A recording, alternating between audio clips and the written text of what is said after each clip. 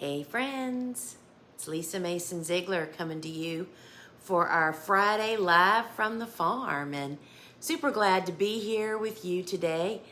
Today's just a little bit different. You notice I'm not in my normal branding clothing, but we're gonna have a lot of fun. I wanna talk a little bit about some pertinent things, and then I want us to walk outside. It's kind of cloudy and the sun is setting a little bit, so it's good viewing out in the garden. And I'll take you into my cool flower garden, which isn't completed yet, but it's at a really good stage to share from it. So I'm glad everybody is here. And so first thing out of the gate, look at these folks. These are more of our mini pro-cut sunflowers that we have been starting every week all spring and summer long. And I think there's maybe like 2 more successions planted out there, maybe just 1. And reminder, thank you for Tina for showing your sunflowers. We love for any students of any of our courses to respond and comment with the sunflower emoji. That just lets everybody know who students are and who their classmates are, and I get to see you too, so I really love that. So I think there may be 2 more weeks out there, but it might just be 1. And the reason I'm quite not sure is we actually planted them in some buckwheat that I had planted, some seeds that we had just planted when they were transplants, the sunflowers. And so it's kind of hard to see exactly where they are, except now they're towering above the buckwheat and starting to bloom open, which I think you'll see when we go out there. But who couldn't sell 1,000 of these right now? I mean, I was thinking to myself so we've, our season is done. We ended our season. And so I have a little gifting list, and, I was thinking to myself today as I was cutting and putting these in the bucket, or maybe it was yesterday. I mean, can you imagine a farmer's market stand with 5 buckets of these? I mean, they'd be gone in no time. Sunflowers and fall, y'all, are like peanut butter and jelly. They just go together. And what a way to go out at the end of your season than with a really spectacular cash crop that, is fairly easy and low investment, and to go out with a bang. And I know for us, as far as selling to florists, selling to supermarkets, and making bouquets, it would just seal the deal on an awesome season for us. So I would recommend that. So I didn't put the link on here, but you can go to, I'm sorry, you'll have to go to Instagram. It's not available here on Facebook. Go to my Instagram feed and follow the link in my profile, and there's a free webinar, Sunflowers for the Win, that takes you through the whole enchilada of how we do this, y'all. And check it out, because sunflowers are people just think they're just plain old, anybody can grow those, or they can get them at the wholesaler. Y'all, there's no comparison. We sold tens of thousands of sunflowers every season from my little teeny farm to our few customers. So you have to get on it. And the other thing I wanted to say, did anybody listen to my podcast with Joe Gardner? Holy cow, y'all, that was such a big deal.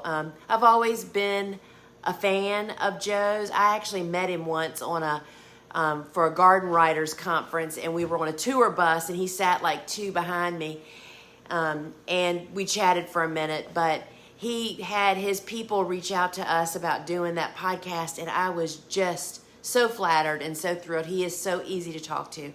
So if you've listened to the Joe Gardner podcast that just came out with me, please let them know if you'd like to hear more about flowers. That's the kind of the way that they ask people back, right? So just kind of love that. And the other thing is, as I was neatening up this little area right here, because I wasn't sure what you were going to be able to see, I came across, do y'all remember these? These are the little spinning gourds. I mean, are these not the cutest dadgum things you've ever seen?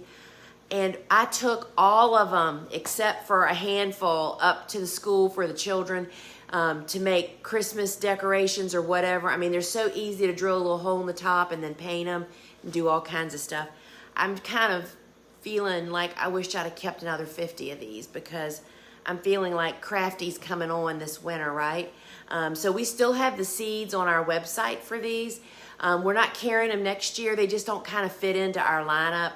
Love them. Spinning gourds. They call them that because they said back in the old days, children carried these in their pocket and they'd spin them like a top. And anyway, so I just picked these up and I thought I'm going to mention these to y'all. I mean, how cute would those be as little Christmas ornaments? You want to know what else Bobo said would be totally awesome? Is to cut a slit in them and use them as place cards. Put dinner plate. I mean, as if we could entertain, right? Holy cow. We can put that on their mask now. But super cool. And the link that I did put on this feed is the PDF that Suzanne and I made 3 weeks ago that has, as far as I can remember, all the cool flower resources on it. All of them. Webinars, blogs, videos, everything. So you can request it and have it, keep it in your email box, flag it, do whatever you got to do. Because, y'all, I'm still always just so flattered and overwhelmed at the number of people that don't know about cool flowers. It's like people in our little circle, in our little world do, but there's so many gardeners and farmers that don't. So please share the good word. And let's just go outside. And I'm going to actually carry my tripod with me in case I decide to sit down somewhere. Let me get this to a size. All right, let's see here. We'll stop first and have a look at, oh, it's not raining. We'll look first at some of my seedlings that have not been planted, obviously. Let me turn these lights off. So these are some of our restarts. We have lots of dragon snaps. And y'all, I am just like so blooming in love with Rudbeckias. We have started so many different Rudbeckias. So those are some fill-ins. Fill-ins mean we've started them before and we didn't have enough to fill the space I wanted, so we started more. And all of this and this and that are all status. We're selling status seed now by the individual color instead of the mix, as well as the mix. And we need imagery. So we've really started a bunch. More Rudbeckia and more Rudbeckia, believe it or not. And these are our sweet peas. We just started them. Sweet peas I've learned from Farmer Bailey. I have a lot of names in my life, y'all. Said his sweet peas germinate best at about 55 degrees. And so we're giving it to him, and I'm going to give it a try. So Karen, dragon snaps, they're snapdragons, but it's a mix of snapdragons that we custom mix here on our farm, and they're called the dragons. There's 4 different colors. There's whites, pinks, yellows, and sunset colors. And we've mixed many different varieties and shades like pink. Let's just say pink. There's light pink, dark pink, shrimpy pink, and there's open blooms, then there's tucked blooms, and so they're really fun mixes to grow. So let's walk out here because it's getting a little dark. But y'all, Rudbeckias, I'm totally in love. So, my garden is not at its beautiful peak yet because the pathways are not mulched. And so I'm just always, I don't even like walking on the pathways. Sorry, y'all, I'm kind of walking with my hands full here. All right, so let's go through here. This is the tunnel that has the hyacinth bean on it. Is this not beautiful? It's really hard to see because it's kind of dark. The deer eat the sides because it's a bean. They really love it. But look at all these bean pods. They do great in bouquets. You can eat them. They're edible. They do turn green when you cook them. All right. So those transplants we just saw, a lot of them, like those dragons, are going to be filling in. There's already dragons planted here. And this whole bed, this is all feverfew. We have 4 or 5 different varieties of feverfew. And the reason my row covers are already out is we have had some terrible wind here. They don't need cold protection, but the wind. And so here's that covent baby's breath. They really got whipped in the wind, but they're coming. And there's the Shibata carnations. And over here, just a ton of different snaps. Those are opus, just a lot of different ones. But what I want to show you over here is the direct seeded stuff. So these pathways will all be leafed with leaves. And of course, these are billy balls. And you can see what I really want to show you. I don't know if you saw the video that I posted Monday of me hoeing. So you can kind of see exactly where I hoed in these beds. Now see, these pathways will be covered about 10 inches deep in leaves. No, they're not shredded. We just bring home bags and dump them out. And I'll actually till or hoe or do something to extinguish those weeds that you see that are starting there. So this is a bed of giant poppy pods. And let's look. That's a poppy, that's a poppy, that's a poppy, that's a poppy, that's not a poppy, that's a poppy. All of these little skinny leafed fellas are poppies. So until they get a little bit bigger, all I do is keep the majority of the bed free from weeds.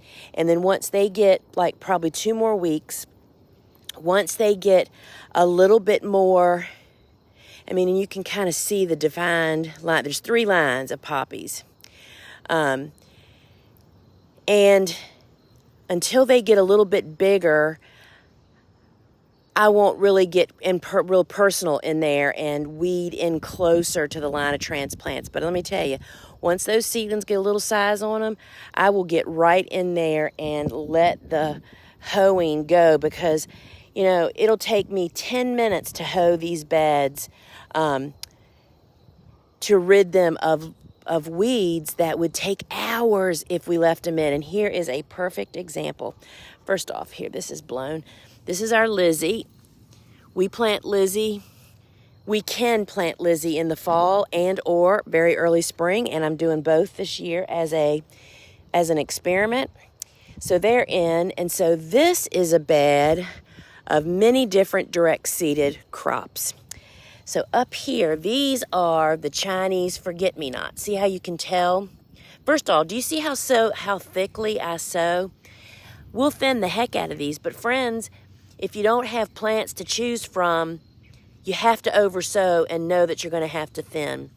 This is just going to be a great stand of plants. For years, I was a terrible direct sower. First off, I put too many rows. I normally put 4 rows of transplants in a bed, but not when I'm direct seeding. See, there's only 3. That gives me plenty of room to run my garden hoe. If you have not seen the hoe in action, you need to go to my website, thegardenersworkshop.com, and put hoe, H-O-E, in the product search. And it's the stand-up garden hoe. And let me tell you, watch the video on the product page.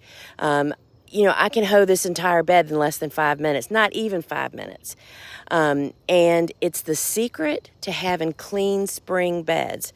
So I oversow. I know I'm going to have to thin, but I'm okay with that.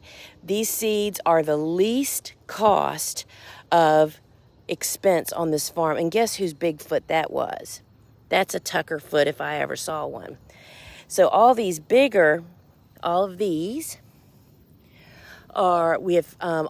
we have 3 new varieties of Bachelor buttons that we're selling the seed of: Magic, Romance, and Classic, I think it is. And they're beautiful mixes with multicolored blooms. They are so easy. And you can, so anyway, that's what all of these are. We need imagery for the website. And then this is Saponaria, I believe. And again, y'all, you can see that I've oversown. But let me tell you about the dream of coming out here when you have a lot of seedlings and you have to choose which ones to keep, instead of having huge holes in your bed and wondering, oh my gosh, what do I do?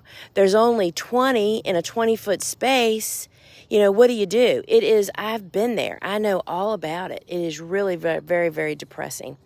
Now, I will tell you. So down here, this is agrostemma. And then down here, we have not had good germination yet. It is atriplex. And atriplex is really looking for cooler temperatures. I'm just looking. I haven't looked in a couple of days. I do not see any atriplex yet. Oh, there's one over there. You can't see it, but that just gives me hope that there's more coming. So we've been really dry here. Look at that. Y'all, I could stand out here and look at this.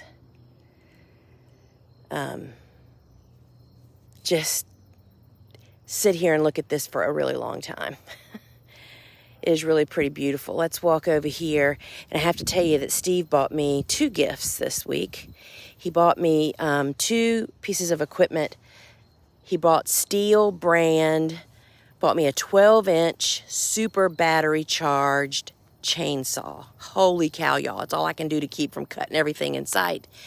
And he also bought me a hedge trimmer that has a longer arm on it, and you can tilt it so I can just cut this cover crop right down. Actually, I did it up there. If I go that way, I'll show you what I did. But what I wanted to show you, there are bumblebee cluster balls on this salvia. The other day, you can just see there's bees everywhere. So this is the salvia leucanthia and the salvia mexicana. I mean, there are just bees everywhere. All different varieties too, little ones, big ones. I mean, it's just really, if I say that there's 500 bees clinging here, look right there. Look at all those bees. I don't know why it's not focusing.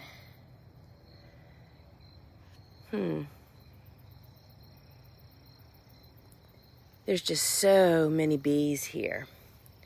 But look at that. And look at his hairy balls. Hairy balls is Gumpacarpus physocarpus. And it also is home. Look at that wasp. That wasp, I don't know why my phone won't. I got a new phone, y'all.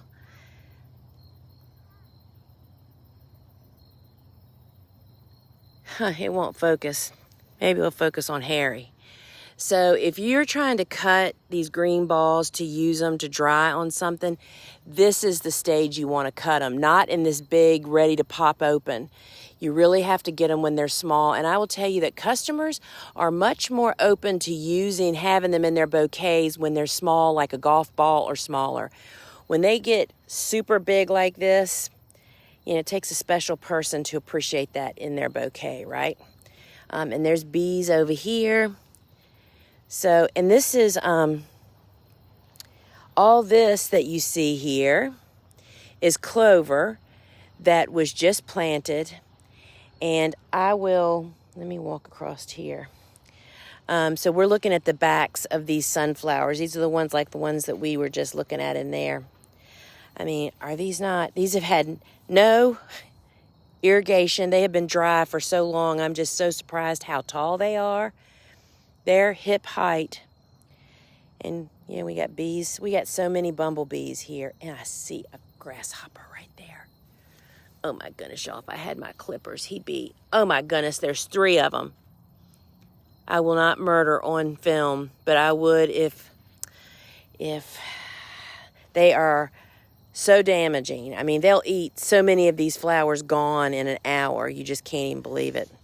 So we're just walking.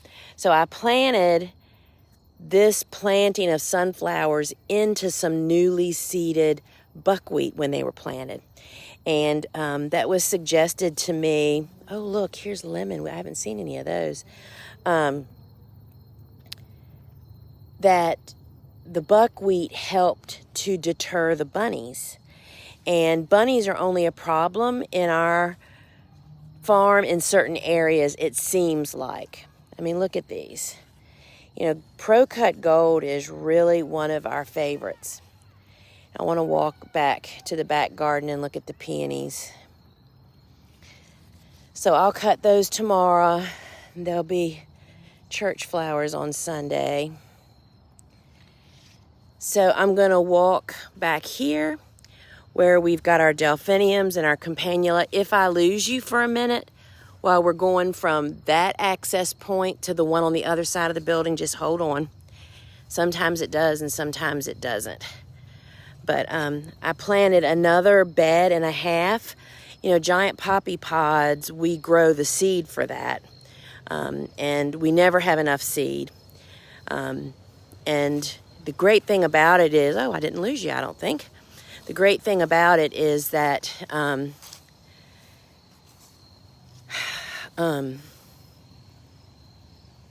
once you plant them, sorry y'all, I was looking at something. Once you plant them in your garden, then you can save your own seed. You can see our tuberoses are still going strong here. So here's our peonies, is what I wanted to show you. So I wait until the vegetation is pretty much died down and is brown.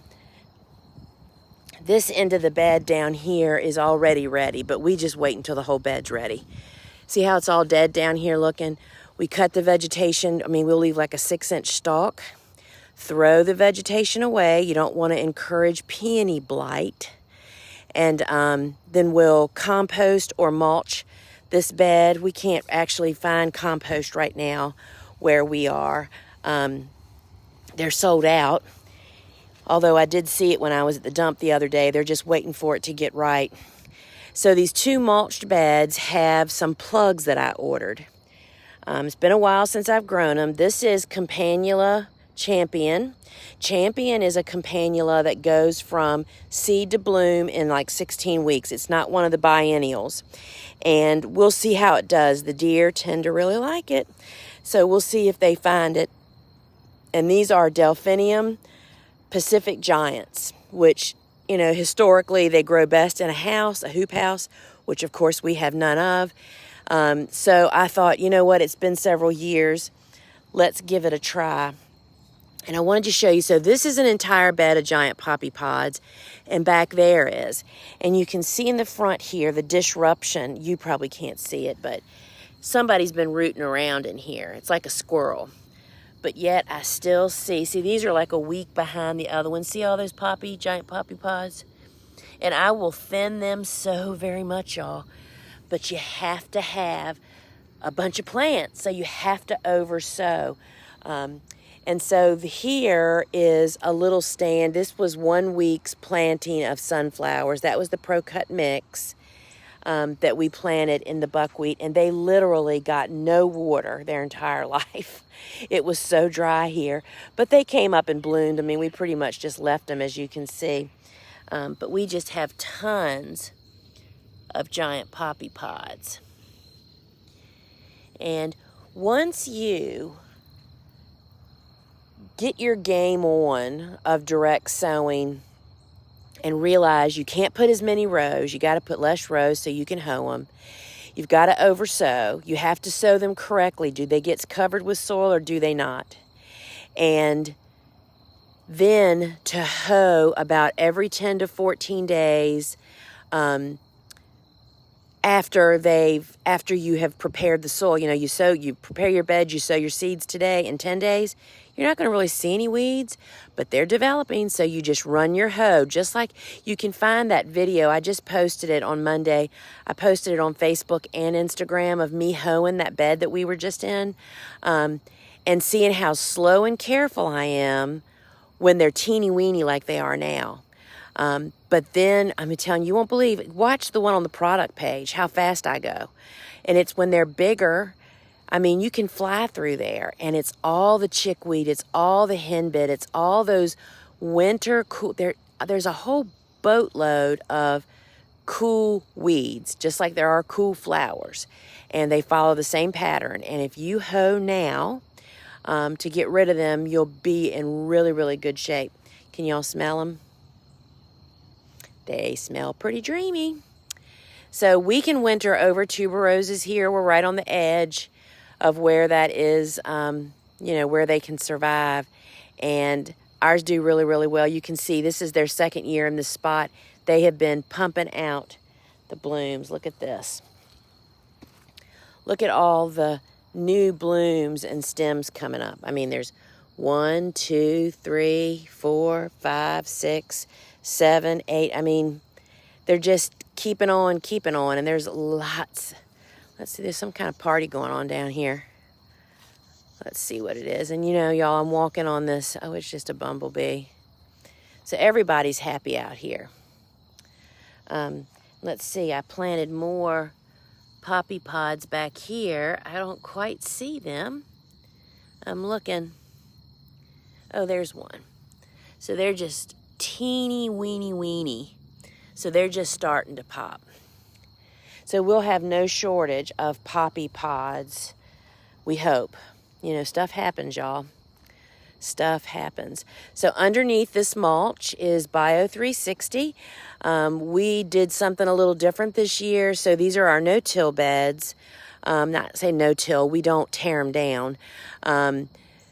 Christine and Bobo cleared the beds of previous crops. We put fertilizer down, and I tilled the surface.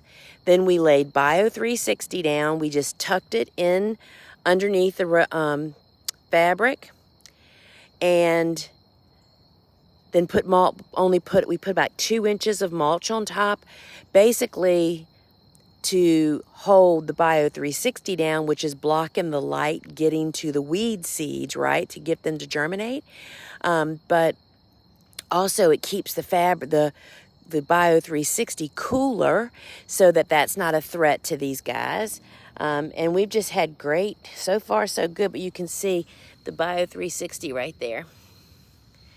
But I expect great things out of these. So the Pacific Giants delphiniums are really a perennial. They're a perennial in New England. They classically are not a perennial down here in the South. What happens is it's not winter. It's our summers that take them out. Disease and pest pressure in our heat is what kills them. So I thought, what the heck, I was buying Lizzie's, and so I decided to get some campanula because I'm excited about them. This campanula is really, really beautiful. It's the campanula that's in Cool Flowers. So, friends, I'm going to look and see if anybody's got a question. I'll just stand out here. It's better than standing inside, isn't it? Oh, thank you. Orange is my favorite color. See, lots of our students, and y'all, I just want to also just give a shout out. We just appreciate all of y'all so much. I mean, first off, the support for our course enrollments. We're just so thrilled of how many people want to learn from us. My class starts the 1st of November, and so does Jenny Love's. And both of our classes are full. And it just is so affirming as an instructor when people want to learn from you. It just really gives you a big boost. And what you're going to find is once school starts, you may not see me on here quite as much. I'll be a little consumed with my students for a while, but I am super stoked to start teaching again and answering everybody's questions. And I see we have a lot of students on here. And, oh, Robin said, just watch the sunflower webinar. You know, one of the things that I had to really learn is that I need structure, or I can very easily sit down and watch TV for days. Y'all might find that a little unbelievable, but it's true. I can get really lazy really fast because I work so hard, right? And if I don't have structure, that can happen to me in the winter. So I don't know about you, but I just ordered it's not a giant, jumbo at a glance wall calendar. I just ordered mine today for my next season to have that ready when I'm ready to roll in January. I have to plan, okay, what did I want to learn about this winter? I wanted to watch this webinar or get that person's information and watch their thing, because that's how businesses don't grow. I don't want to use the word organically. They do grow organically, but they don't just happen by itself. You have to do things. And we're just so thrilled of how many people are enrolling in the courses. And Jenny was so pleased. And Ellen's is coming up, and Steve and Gretel's. And we're just so thrilled for everybody. So, start making your plans. You need to review stuff. We have a lot of great resources. If you go to my Instagram profile, there are, Ellen Frost has an amazing dried flower wreath free webinar.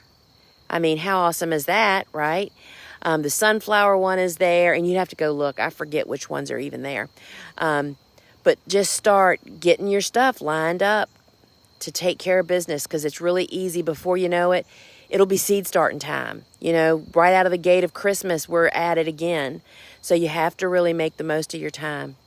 So friends, I was looking at questions here and got down a rabbit hole. Hello, Michigan. I love Joe Lample, and we'll have to listen to that podcast. Joe is an easy to talk to guy, and they even talked about if they can ever start traveling again, they might come here. How awesome would that be, y'all? Oh my gosh, I can't even think about it. Hey, Hillary. Hillary's in the UK. Great interview with Joe. We'll make suggestion to him. Oh, thank you. Jessica, Sunflower for the Win webinar. Oh, Jessica has put the link here if you want to request the free webinar. There it is. Jessica, y'all, has been one of our students. She really stood out in the crowd, and I kind of stalked her a little bit, and she is now a member of our team. She's our student ambassador as well as our marketing coordinator, and we're just so happy to have her on board. And we got people from all over. And those sunflowers, I'm telling you, friends, so I'm already saying to myself, holy cow, I should have planted 2 more weeks. If we were still selling, that's the thing, too, you have to remember. We talked about in one of our chats about how some people, as I am now, like saying, all right, at the end of September, I'm ending my season, whether I have flowers or not. It just is very helpful for planning, for your help, as well as planting cool flowers, and a lot of things. And so, but I know that I could have more sunflowers if I was still selling to florists. They'll take them as long as you got them, friends. For sure. So, Patty, you're in Ohio. Can I start Status Wow? Well, I don't know what zone you are, but we're in 8A, 7B here, and Status does winter over very well. I would think that you're probably 6, and that may be pushing it, but hey, you never know till you try it. I would definitely provide hoops and covers to give them a little bit of added protection. It is so worth it because you get more stems, more stem length, and they're just gorgeous. When will you cover them? How cold does it have to be? So we typically put our covers up when nighttime temperatures are dropping down into the mid-20s. That's not really too cold for them, but it's usually windy and it's brisk, right? And usually when it's dropping into the 20s, the days are also cooler. So it works out that way. But if days start popping up above 55, I'll take them down. Can I still start Snapdragon seeds in the Pacific Northwest? It really depends on your temperatures and your frost dates, but the big problem is you have to get your beds ready and prepared before it gets wet. So I would say, we all are trying.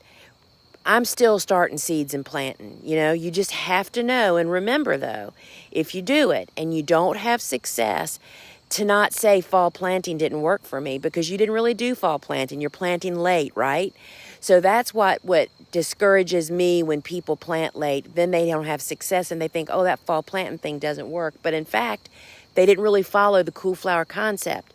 I'm not saying don't do it. I'm just saying remember, make a note on your calendar when you planted them. The first thing you're supposed to write on your calendar is your first and last frost dates. Your historic first and last frost dates, because everything is built around that, y'all. Everything. Everything. Oh, so Amy, I'm going in and out. Sorry. And Jessica also put the link to the hoe. Karen, I wished we could ship to Canada too. Things are so much more complicated than we can even imagine. It is very, very difficult, and we wished we could. Someday, maybe, but That is, we are such a small little business. Yeah, we finally got rain today. Sounds like we're getting some more coming. So somebody's asking, is that Mexican sage? That may be what the common name is for it, but but Salvia leucanthia is the botanical name. Oh my, 11 days of rain. That's a bummer. All right, y'all. I am going to pop off of here. If I had chickens, I would. No chickens for me, thanks. I have egg suppliers. I don't need to have chickens. Tuberoses bloom later in the year than I thought. Yeah, if they're happy, they will. So, friends, I am going to pop off here. And the thing you need to remember is if you're wondering about whether it's too late to plant, you've got to get the All Things Cool Flower resource. I talk about that in almost every resource that I do. The Cool Season Flower Chronicles. You just have to, once it clicks for you to figure out when you're supposed to plant and what you can plant late and what you shouldn't plant late, it just makes everything fall into place. So, folks, until we meet again, ciao.